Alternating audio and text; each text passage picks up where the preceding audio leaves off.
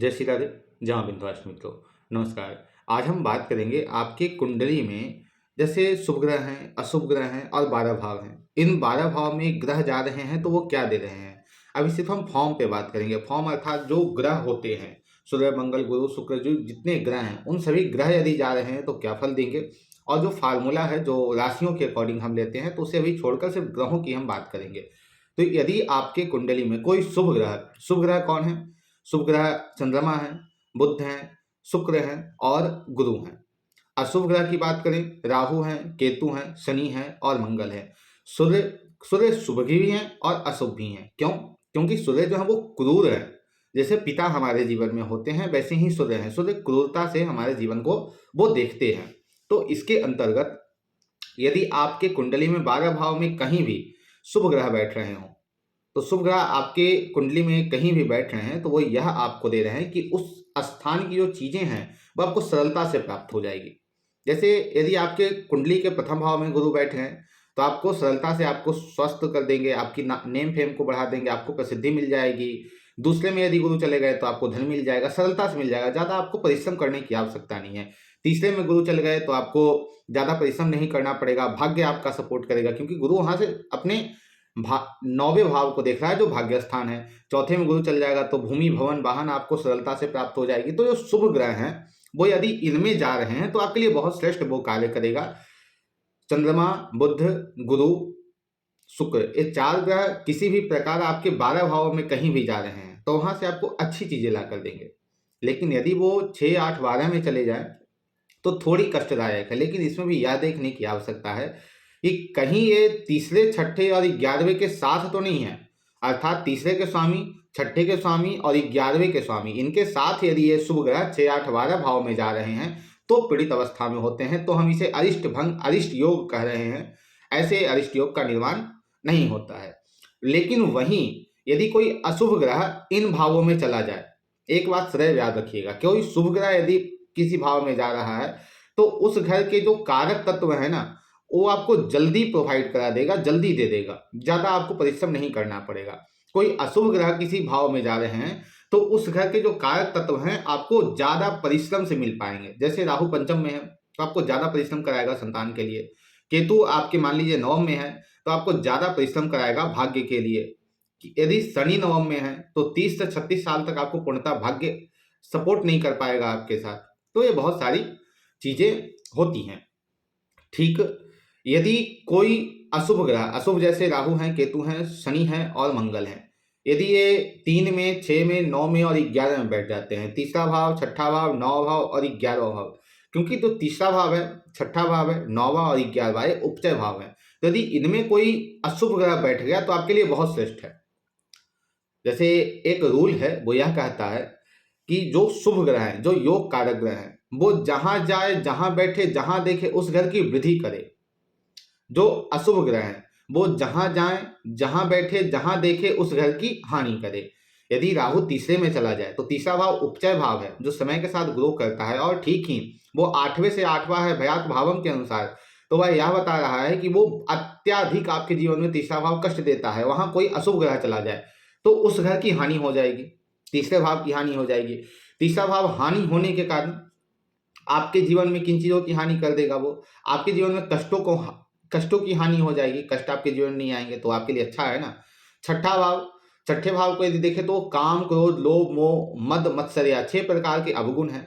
और court case है, रोग है, ऋण है, कर्ज है, जो डेली हमारे जीवन में नए नई मुश्किलें आती हैं, वाद विवाद आते हैं, वो सभी छठा भाव है। यदि वहां स्वयं मंगल चला जाए, राहु चला जाए, राहु जो महाबलशाली है वो चला जाए, मंगल चल जाए, विद्युत तेज समप्रभम, जो विद्युत के समान तेज जिसमें है वो चला जाए, तो क्या करेगा? उस भाव की हानि करेगा।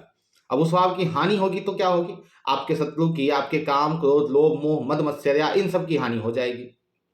वो आपके लिए श्रेष्ठ है, बहुत अच्छा है। 8वें में उसके बाद 10वें में चले जाए तो वो भी उपचय भाव है, कर्म है। आप सदैव ध्यान रखें, आपने देखा होगा कोई बच्चा है, उसे बचपन से सारी चीजें प्रोवाइड कराई गई हैं, परंतु वो वैसा का वैसा ही उसके पास कुछ चीजें प्राप्त नहीं हो पाई या फिर अपना वो कुछ कर नहीं पाया। और एक दूसरा बच्चा है जिसे कुछ नहीं मिला है, और वो बचपन से संघर्ष पे संघर्ष किए जा रहा है, तो आगे निखर कर कौन आएगा? जिसे सारी चीजें दी गई वो नहीं आएगा, लेकिन जिसे सब कुछ नहीं दिया गया वो आ जाएगा। अब वो इसलिए आ जाएगा क्योंकि उन चीजों के लिए वो संघर्ष कर रहा है। तो जब राहु, शनि, मंगल, केतु यदि वहां बैठेंगे तो क्या करेंगे? कर्म को बेहतर बनाने के लिए, क्योंकि ऐसे व्यक्ति को क्या प्रसिद्धि में, नेम फेम में, समाज में एक प्रतिष्ठा नहीं मिल पाती है, जल्दी नहीं मिल पाती है, तो उसके लिए वो संघर्ष करता है। जब आप किसी चीज के लिए अत्यधिक संघर्ष करते हैं तो आप बहुत ऊपर तक निखर के आते हैं। तो यह भी बहुत अच्छा है, आप अपने कर्म के लिए संघर्ष करें, क्योंकि दसम भाव जो कर्म है और यह उपचय भाव भी है जो समय के साथ आपको आगे बढ़ाता है। जैसे जैसे आपकी एज बढ़ती जाएगी वैसे वैसे आप उस भाव से अंतर्गत बहुत बेहतर आपको रिजल्ट मिलते जाएंगे। उपचय भाव की यह परिभाषा है।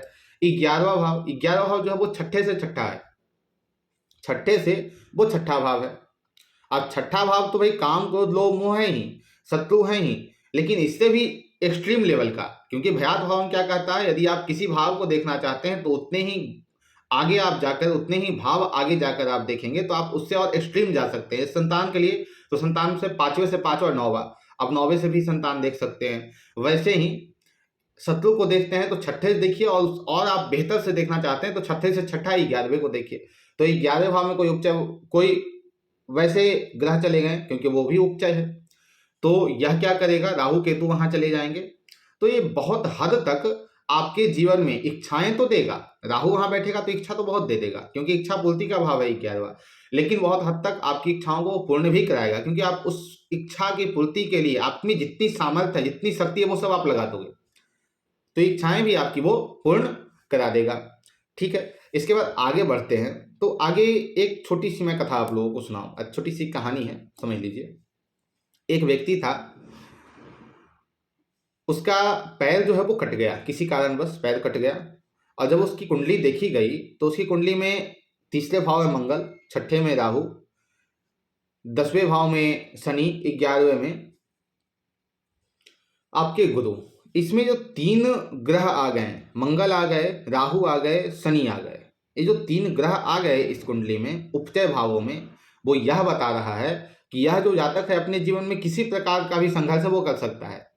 इस जातक की मैंने बात बताई कि उस जातक का पैर कट गया, लेकिन पैर कटने के उपरांत भी वो जातक सस्टेन किया, और बहुत हद तक, जैसे आम व्यक्तियों को जितना पीड़ा होगी ना, उससे बहुत कम पीड़ा उसे महसूस होगी, क्योंकि उसके जीवन में पहले से ही उतने संघर्ष हैं, तो उसे संघर्ष को झेलने की क्षमता है।